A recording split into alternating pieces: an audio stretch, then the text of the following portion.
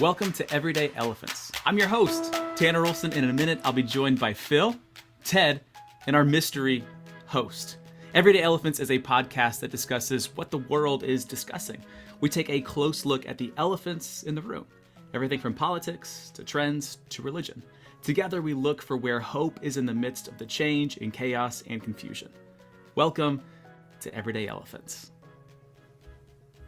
Are we really doing this? Are we back? Look at that. Look at that. We finally made it. That's the elephant in the room, right? Where did we go? What happened? Ted, Tanner? Hey, Michael Jordan took 2 years off of the NBA, came back, and everything worked out just fine. He's the GOAT. He's the GOAT. Very much so. Yeah, very much so. There you go. And there you go. we just took a little break. I'm a little worried about that comparison if this next season of the podcast is going to be the Wizard seasons of MJ. So no, he went back to the Bulls. All right, we went to the Bulls at that Wizard point. Seasons. And, so, okay, but then he took another break, and then went to the Wizards. So we're the first break. We're in the first break. Got it. And don't forget Space Jam. Space Jam was an important season as well. That's right. So. Fair. Very much so. Fair. Very much so. It is good to be back. It's been a while. I'm happy to be with you all. It's nice. An unplanned sabbatical, right? Yes. But we're also doing something new. And we're seeing each other's faces, which I'm really struggling with this because a person who has a hard time smiling, I'm gonna have to practice smiling to you all the whole time, like I'm having a good time or something. So I'm just happy to be here, Tanner. Just happy to be here. That's the thing, man. That's why I tell people. I'm like, the secret is just you just smile and nod the whole time. So throughout the podcast, I'm just gonna be doing this. But like, I think he's glitching. He's not glitching.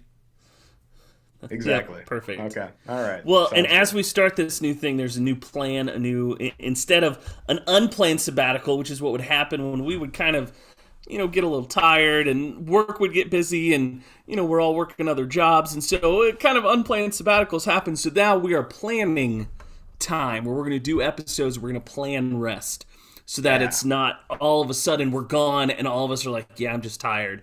So now it's going to be like, hey, we're going to plan this out better. We're going to have a better flow to it. So that's another piece we're excited about as we dive into this. We're going to be responsible. Some would say we're taking this a little bit more seriously than we had in the past.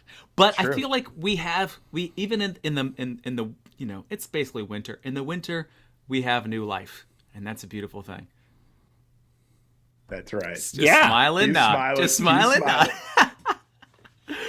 Phil, tell us what's going on. Hey, I am really just honored today to be able to introduce to you one of our new members for Everyday Elephants. She is a poet, a podcaster. She is a female, which means she's going to bring a lot of wisdom, boys. She is a friend, and I'm pretty sure she's going to be your friend too. Ladies and gentlemen, the newest member of Everyday Elephants. Let's give it up for Miss Bradley. Oh yeah! Welcome, Hi. Katie. You're the mystery person. Woo. I can't believe it's you. I can't believe it either. It's crazy. I'm here. What? Katie, I know, mind blowing. Well, I'm very excited. You come from all the way from Fort Lauderdale, Florida, and sure do. Tell us about Florida. Florida is great until this time of year, and you're seeing everybody in jackets and cute outfits and fall outfits and the winter stuff, and I'm over here sweating. So it's great until winter and fall, for sure. Yeah, I remember living down in Florida, and people were pulling out their Uggs when it was like low 70s, and I was like, "You people are gross." No. Let me. Okay, as someone who grew up in the state of Florida, I've got Florida in my blood. Defend yourself. Our 70 degrees is other people's 30 degrees. It's just a little off. And I think that's one of the best ways to describe people from Florida. They're just a little off. And that is okay. That is okay. Yeah, and I'd you know like to what? introduce you to science. We don't need science in Florida. We've got alligators. We've got snakes. We've got the greatest news stories, news headlines of all time. Have you heard about the naked man who threw an alligator through the window of a Wendy's? Amazing. Amazing. I have not heard that story, but Yeah. I'm not surprised. And I will say, Yeah. if I post something pretty crazy, it's because I live in Florida. Like one time there was a car in the middle of a 7-Eleven store and nobody was surprised because I'm like, yeah, I'm in Fort Lauderdale, Florida. What do you expect? Great parking spot. Yeah, yep. So that's how we roll here. So yeah, Florida's great. I've been here my whole life, so I don't know anything different. I don't know normal people. So What is normal? but what You're is here. normal? Yes, yeah. So, but it's great. It's great. Katie, why did you say yes to being on this podcast?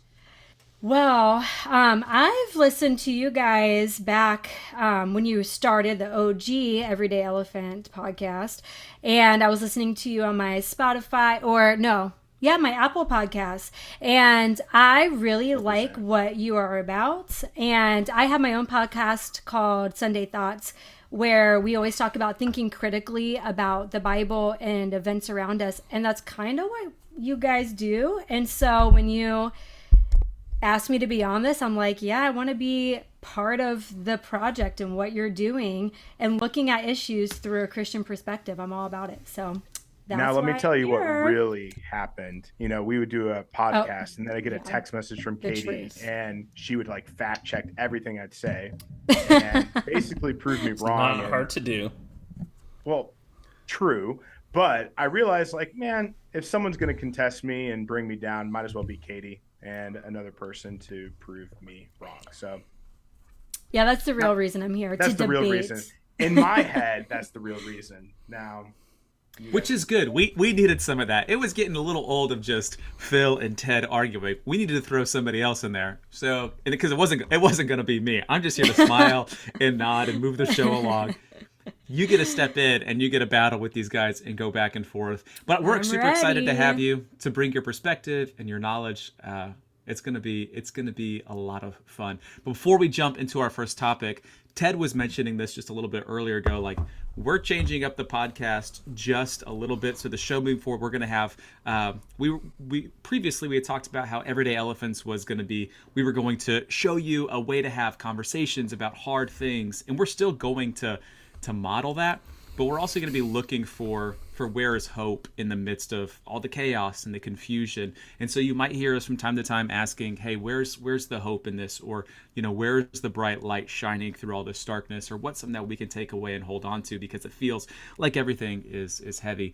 And then Ted also mentioned that we're going to be in more of a season format moving forward. So it's not going to be an episode every single week. It's going to be a bunch of episodes like week after week after week. And then there's going to be a break. But we'll let you know when that break is. So, anything else, Dad? Friends? nope, you got it. I like it. All right. Yep. Well, we're going to kick off the podcast talking about what you probably don't want to talk about this Thanksgiving. Politics. Ooh, politics. It's election Wait for season. Thanksgiving. Let's go. I Yeah, know, man. I'm Yeah, ready. it's election season, I guess, already. And I'm told that this is apparently a pretty big deal. So, Phil, would you kind of clue us in on the midterms and politics and just give us a update on the world? Be our Walter Cronkite for a minute, if you would. You know, I guess we were expecting this big red wave to happen. And I mean, honestly, I was expecting that there was going to be this big shift happening in the Senate and the House. And well, it was, I don't know, like a little blip. Nothing really much happened. And here we are. I guess maybe it's a good thing. We have a little bit more. Will there be bipartisanism that actually happens when it's? I mean, gridlock maybe? Okay, so maybe nothing's going to happen. But I don't know. Trump announced that he is going to be running for president. So Who? stay tuned to reality TV. And already his boy Mike Pence is throwing some shots at him left and right, saying there's better choices out in the world. Obviously, Mike. So here we are. So politics, I think that kind of recaps it up. But I don't know. I was kind of surprised. I think it's funny that on Friday we had planned to talk just about the midterms and kind of discuss that. And within, 72 hours, there was enough that we were like, well, I guess we're talking about politics in general. And it's fascinating the speed at which we moved from, midterm election season to presidential election season. Like, we used to measure it in years, then months, and now we're down to weeks. And so we've made that transition already. Do you remember when we were in school, like middle school, and we would have the history textbook, and you would be like, and here's 1945 to 1960, and there's like 10 bullet points that happen. I feel like we have 10 bullet points of big things that kind of happen in our world every week. Because right before we started recording this podcast, we were talking about all the, just like the violence and the shootings and the stabbings that have happened in America in the last 72 hours, which every bit of darkness is a bullet point that should probably be talked about, discussed, and we should figure out, okay, what do we need to do to make positive change in the world for the next year or next day or whatever that is. But I just thought that was interesting. Like, there's just so much news, so much that is happening so quickly, and that leaves me feeling, I don't know, exhausted, tired, and like I don't want to look at Twitter, but I want to look at Twitter.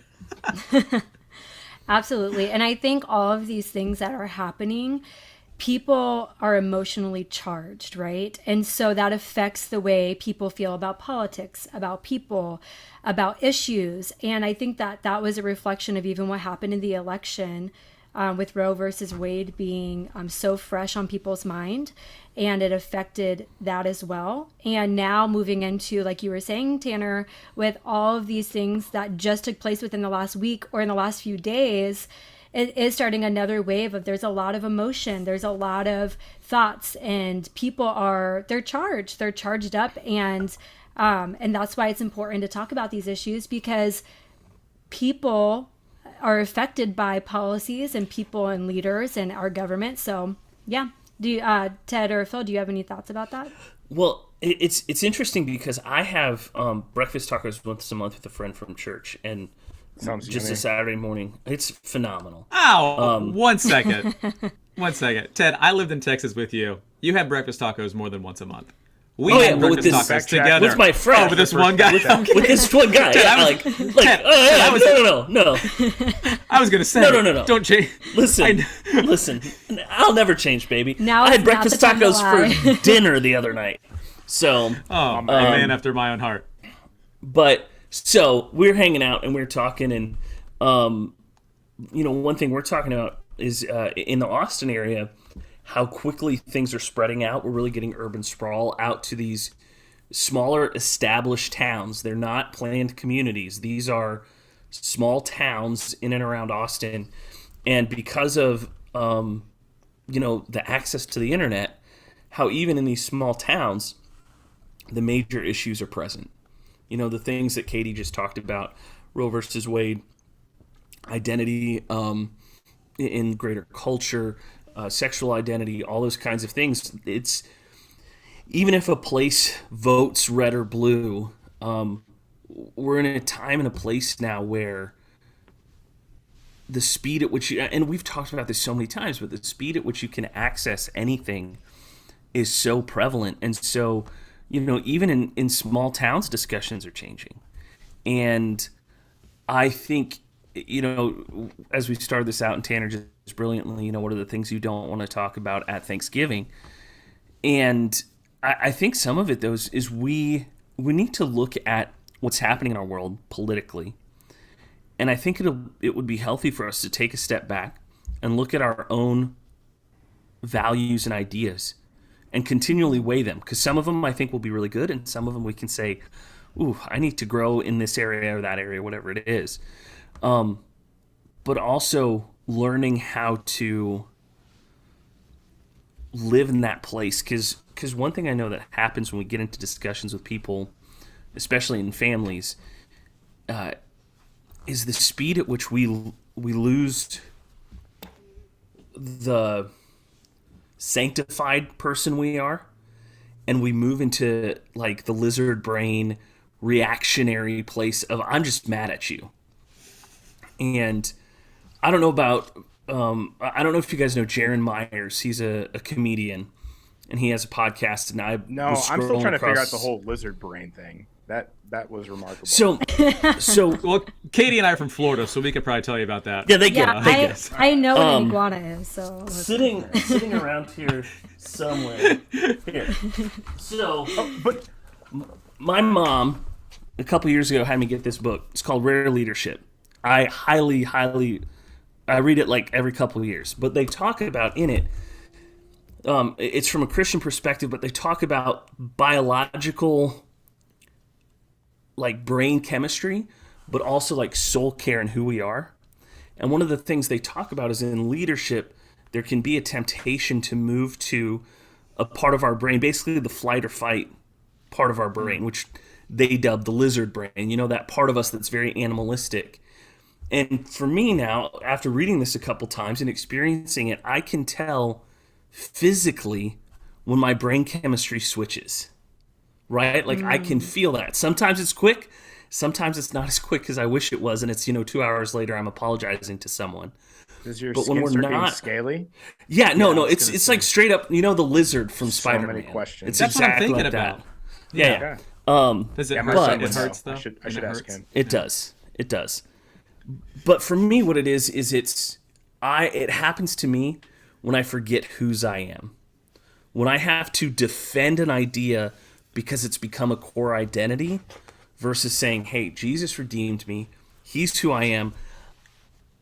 These other ideas are part of who I am and growing, but that's not the central thing. And can I focus on the central thing so I can discuss these other things without losing my ability to love God and love my neighbor? What if the idea is from Jesus? Say that again. What if the idea is from Jesus?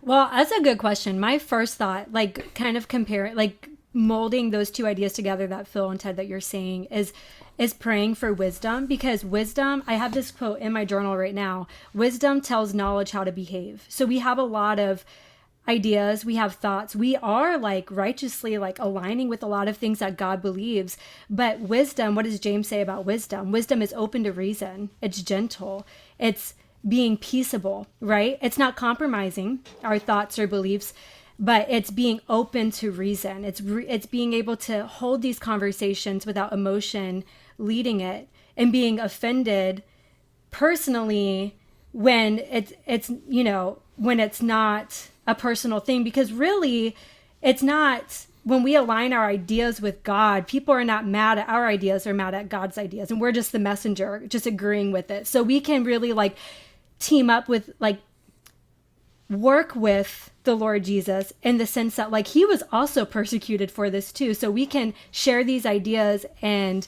have wisdom and tact around the way that we approach it, So that was like a good, like, but at the same time, how many times have I been, or people, or we've all been in situations where we're emotionally charged, or we're hurt, or we're so close to that person, right? We're so close to that family member or that person that we're talking to about this, that it does feel like a divide. It does feel painful. It does feel hurtful. So absolutely. I think what you're saying is getting, not getting offended personally during these conversations that we're holding with people over Thanksgiving.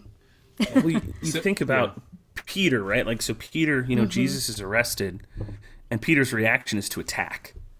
And Jesus goes, listen, that's not what we're about. And that might be an extreme place, but what it shows is like Jesus doesn't need my defense. And actually that can have negative effects to other people. Even as I stand in truth and feel like you said, if Jesus said it, right? But it's saying, even if someone disagrees with me, can I live in my identity to go, hey, Jesus said that? And like Katie just said, to say, it doesn't change what we believe, but how do we react in a wisdom of kindness, of gentleness, of self-control? And I've noticed in myself there are times when I lose the self-control bit, the gentleness and kindness are quickly out the window as well.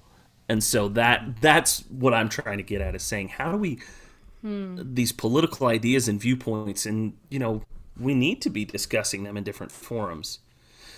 But how do we bring in, like Katie said, that wisdom to fight back against that sinful self that might come out?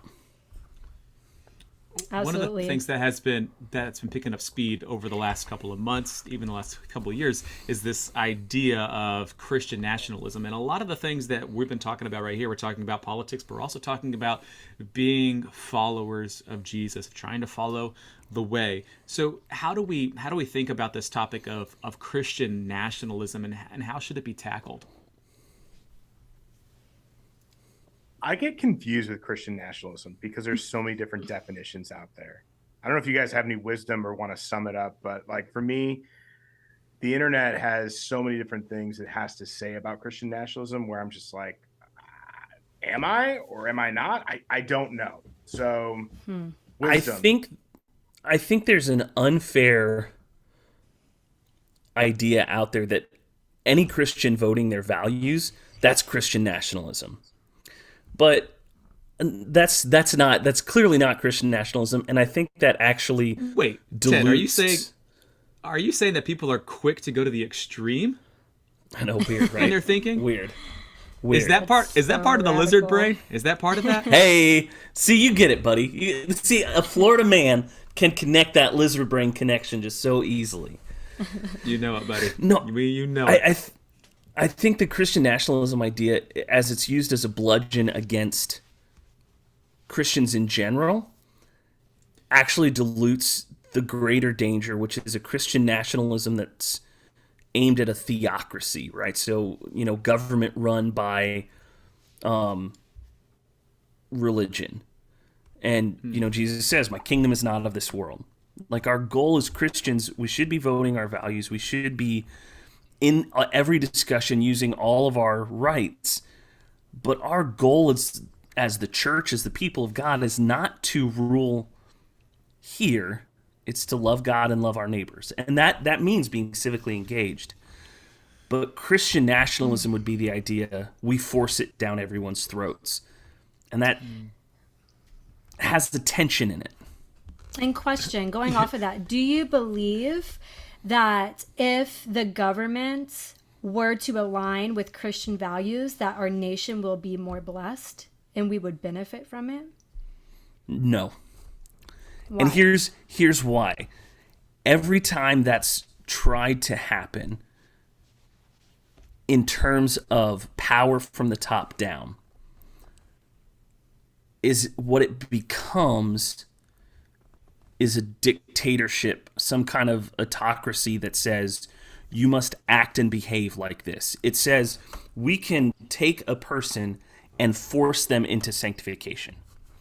Now, the hard side of that is I think the things in my faith and in my values are good. I do want to vote those values. My fear becomes, so like, if we look at it in terms of if the government were to say everyone needs to be doing Bible study every day because we know the Word of God is what leads us, is what guides us. What we end up getting then is not only a government that I think is overreaching, but also I think a theocracy that then gets to dictate how I read and interpret Scripture. And the idea of the nation being blessed is an Old Testament process for the nation of Israel, which then turns into the church with Christ's returning. And so our focus on the nation isn't a physical nation, it is the church of Jesus as we move and do his work. But I want to toss it to Katie, because I know, Katie, we talked about this a little bit, and I want to hear what you're saying. So I've talked a lot, so let me throw it to you. No, that's really great. I think you hit on a lot of good points, and I want to just piggyback off of that, because there's when we talk about Christian nationalism, there is such a broad spectrum, and like Phil, you were saying, define your terms. So when we say the word, somebody else is going to understand that word differently. So every time we bring a word like this that just has a lot of cultural heat, we have to really define what we're talking about. And there is people that claim explicitly to be Christian nationalists, but they mean something very different than maybe someone like, I know he was spoken about in a few articles by Andrew Torba and what he means by Christian nationalism. And they might not even agree with each other, right? But I do want to say, kind of going off of Ted, what you said, that maybe it's not in something like maybe not in we do have liberty in how we read the Bible, and the government, we don't want the government to govern that, but righteous judgment, right? We want the government to judge rightly when it comes to crime, when it comes to certain things. We want, because we think that the nation will if justice is carried out correctly and rightly, we see certain benefits, and if not, we see certain deficits, and so now my next question, and I'll ask Phil this, and I do have a lot to say about Christian nationalism, of course, because I always have a lot to say about everything, but I do want to ask this question. But do you believe that there's any part of, like, because if that was true, Ted, if everything you were saying was true, then why vote at all if there's no value in it, right? But we do have the liberty to vote, and so there is some kind of benefit to it. But is it a direct, if I obey, if the nation obeys, Phil, I'll ask you this question, if the nation obeys God's commands and God's moral system, will he bless the nation more? Or if we disobey, is he going to punish the nation? Now, this is like a huge, I think, at the core of maybe what some true Christian nationalists really believe, that God's character over our nation is going to change based on our obedience or our compliance to commands, regardless of salvation. So I have a few thoughts with that. And I'm not necessarily sure how to answer that, but if you were to look at Christian movements that are happening around the world, there is a lot of multiplication that is happening in oppressed countries where Christian values are not the standards of governing rules, right? I get to work with a guy within our organization named Scott Rishi. He does international work, and he just talks about the multiplication that happens with house churches in China. And they can only gather so many people in a building. No, they can still technically worship, but that's, we don't even know what that means, because people can just disappear out of nowhere. But the way that they're forced to be able to grow with all the oppression that's happening within their faith, and how they multiply, it's amazing. And the same is happening in India and so many other different countries that just, it's not introduced. So I'm conflicted, because I would think that if those values were a part of our governing system, that the nation would be blessed. However, what does that really mean? When he was talking about, is it values, or is it something else? I don't know. It's just interesting. Like, when we talk to some of these people, like, my first initial reaction would be like, Jesus, we need to be praying for their safety, like, praying over them. And they're praying that they just would be more bold in their faith. Like, that kind of discomfort is really what's revealing to people how you can love God and love people, even if it's going to cost your life. So it's hard, because I understand where we're all going, but so part of me is like, yeah, I want some of these values here, but then it's like, sometimes we need to be out of our comfort zone, but I don't want to die, so let's not do that either. So. Well, and I think, to take it, Katie, to what you were talking about, I don't think the Christian faith is set up to be the law of the land. I do think there's a morality connected with it that is the way we are created to be. But the question becomes then, how do we as Christians follow Jesus? Is it a fear of the law, or is it a joy of following Jesus? Because what has happened as we look at history is that when Christian, and it's not complete morality, but when Christian faith and doctrine and orthodoxy becomes the law of the land, we get Christianity becoming two things, which is the idea of utopia that if only we do the right things, if only we govern the right way, then God will love us more. Or we get Christianity in a power grab where it loses Jesus at the center and instead says we want to hold on to the power.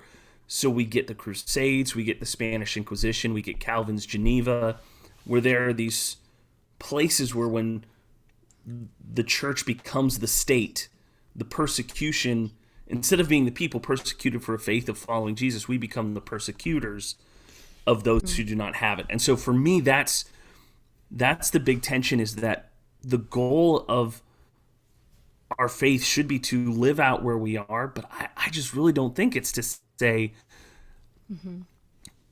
the law of our church becomes the law of the land, because our goal is not to create utopia here. The goal is Jesus is coming back someday, and we want to invite more people to be a part of that. But right.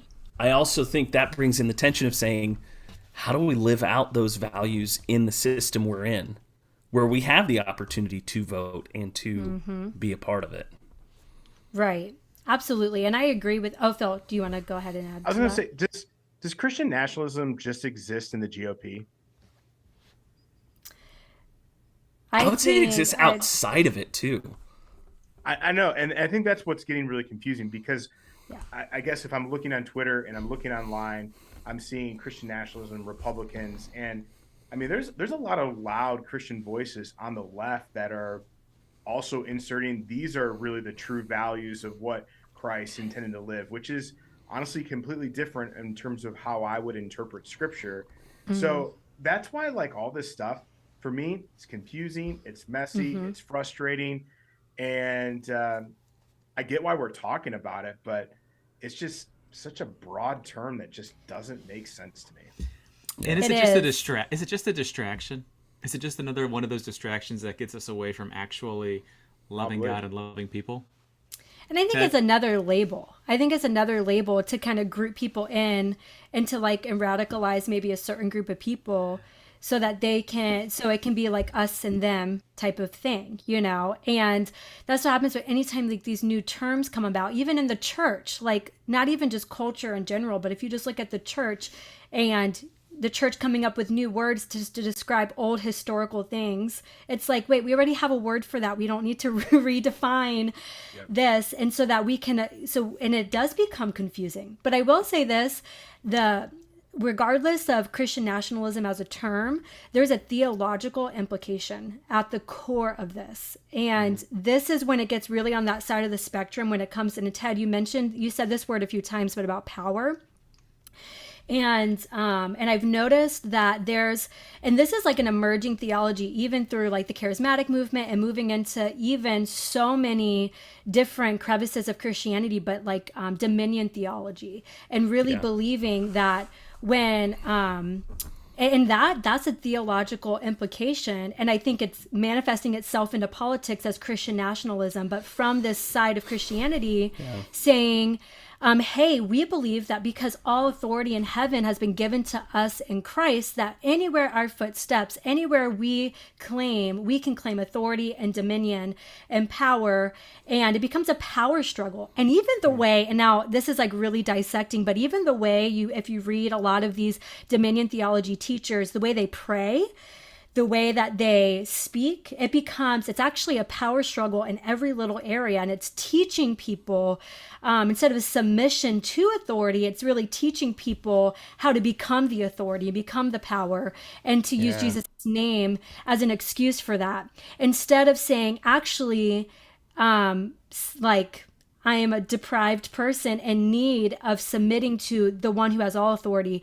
And that's my biggest concern when talking about Christian nationalism, because I think at the part of it that I'm more concerned about is the theological implication of saying, in this teaching, of saying that we as Christians, we own everywhere our feet step. We win, we have victory, which isn't false, but that's for a different kingdom. That's for a different time. That is not for now. We are sent in as sheep among wolves. That's the mission right now. We are sent in to be as wise as serpents, innocent as doves, and gentle as doves, and to be humble, to be truth speakers, and to expect that the culture, my obedience to Christ, is not going to change culture. The outcome is in God's hands. I don't hold the outcome in my hand. And what dominion theology does, it says, oh, I also can speak the outcome into existence, which isn't true. And it's teaching a whole young generation of Christians. And I get fired up about this because it's What? Let's go. No, Let's go. I could not tell. it's spreading in the young Christian, movement of the next generation. And this is a known belief. And that's where it gets me a little bit fired up, because it's a bad teaching. It's bad theology. It's works righteousness. It feels like it's bullying too. It just feels a little bit like bullying. It is, and it's manipulating. And I don't like it.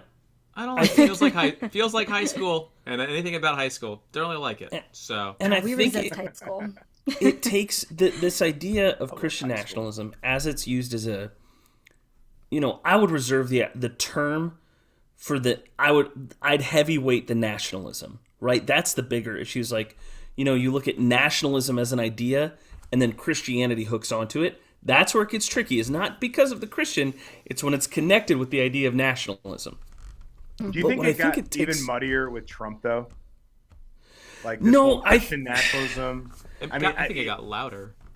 Yeah, I think it's I think if it hadn't been Trump, it would have been someone else. I think it's the internet gives a megaphone to everyone. It used to be you had to post on a billboard, you had to be within driving distance, and now it's like you can start a Facebook group and get the 50,000 people across the world together on the idea. I think it was going to happen. Riot. You can start a riot real fast, anywhere, real fast, even if it's, I don't know, the Capitol, But I think it really does, it steals from people who are going into politics for service. We have some folks down here we're connected to that, like, they want to serve. They want to make a difference. They want to, join in. And now this can be used kind of as a baton to beat on them. And it's like, these people are stepping into places they see need. Not every person going into politics is doing it for political reasons. And that's one thing that makes me sad, is seeing people with good hearts who want to serve other people, who understand what they're passionate about, but also understand that I had a discussion with one of these folks in our area, and was it over she tacos? said it was not over tacos. It would have been great. But what she said was she knew she needed to connect with people who weren't like her. And that to me was really, that is such a big part of the Christian nationalism. What I see with that in the bad light is it doesn't want to see different. It wants to cookie cutter everyone into, this is how you should be. Yep. But what we see in the way of Jesus is he meets people where they are. He meets tax collectors, he meets prostitutes, he meets sinners, he meets fishermen. He doesn't force them to be him. He says, come on, come with me. And that was such a healthy thing for me to hear, and it saddens me that this can be used as something to fight against people who are going into stuff for the right reasons. That, I mean, I would have loved to have seen like more people like this who said, I know I need to meet people and connect with people who are different than me. And that we don't have that. Like, that is so rare now in our political system. And it's rare in communities too, to ask, hey, tell me more about that. That's one of my new favorite questions, is because I don't know a lot of things. I just smile and nod. So tell me more about, like, why do you believe this? Why are you coming from that angle? Like, I just, it's okay to, like, what's the Ted Lasso quote? Like, curiosity without judgment. Be curious, not judgmental. Yeah, like, be curious, not judgmental. Curious. I think that's a pretty good way to go about things. Yeah. And the whole smile and nodding. So it's just, Yeah, Katie, go ahead.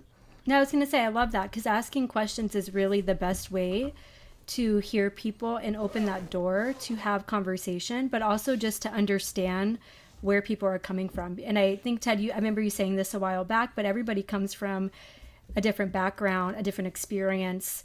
And everyone develops a different belief system based on, maybe some things that they've experienced themselves or they see from their perspective. And we don't know if we don't ask questions, So I do love that. I love that we have permission to sit down with people in our life and in our circle and ask questions, and yeah, I agree.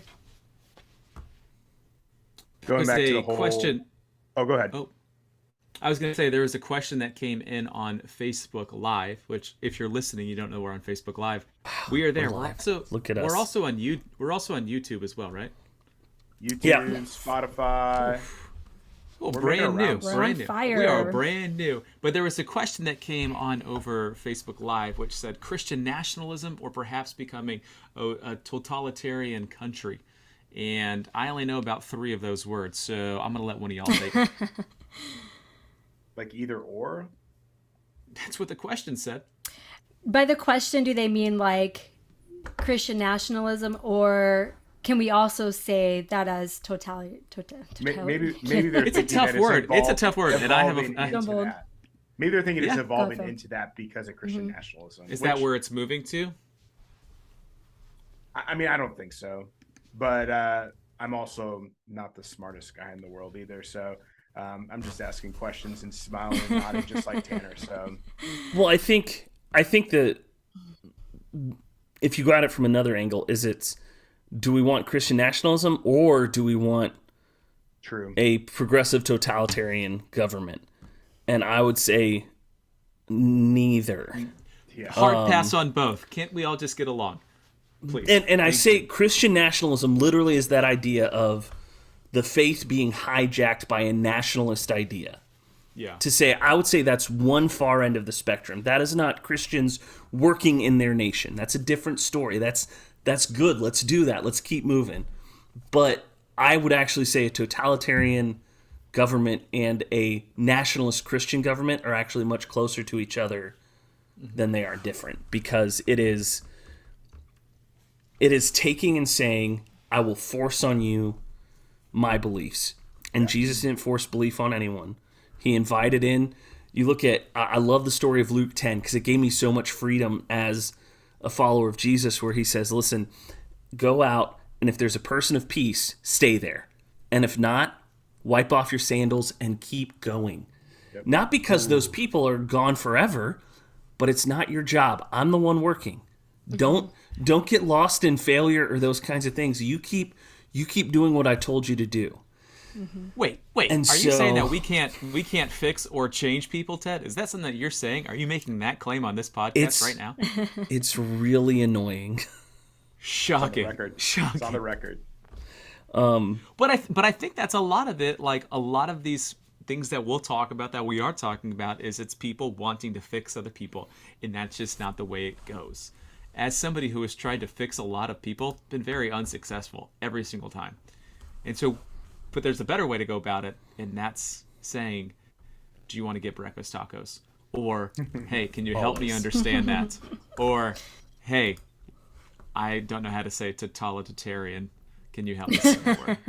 Totalitarian. That's a hard word. That is a hard word. It will not be written into a poem. I can tell you that much. It will We'll not be have, a poem. Katie as a kindergarten teacher can help you sound it out phonetically after we're off. All right, Well, I'm kids. the one struggling with it, so You notice how I have not even attempted to say the word because I'm like, smile.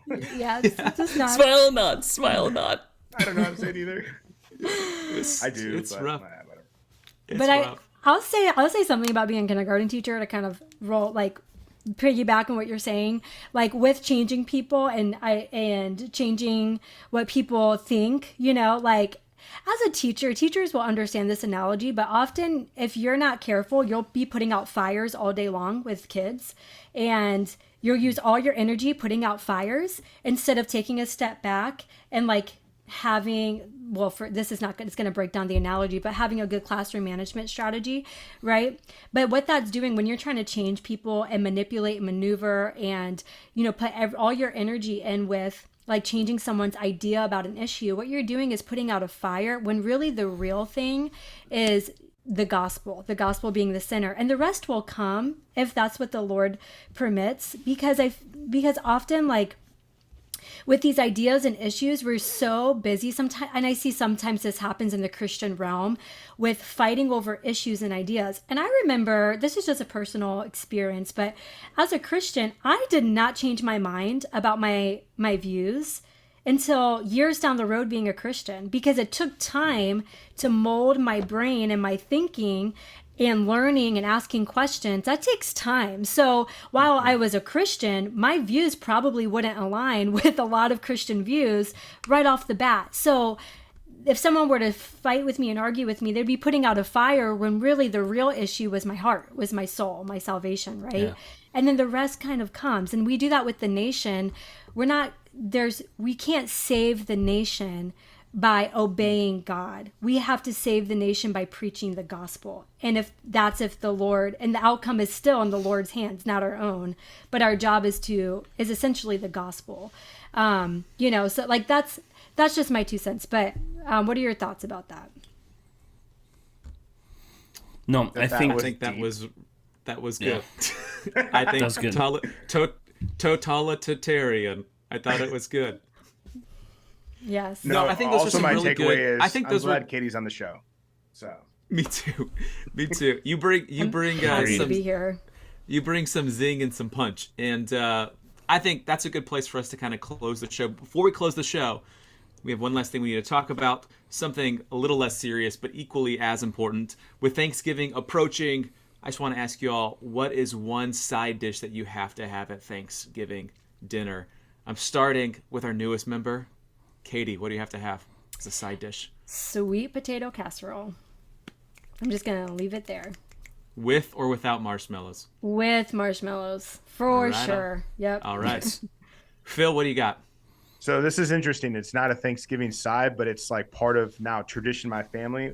When November 1st hits, it is the season of Chex Mix for me. So Chex Mix is everywhere. It's been, I think I've made 3 batches by now, and there'll be plenty of Chex Mix to share in between all those great sides and turkey for Thanksgiving.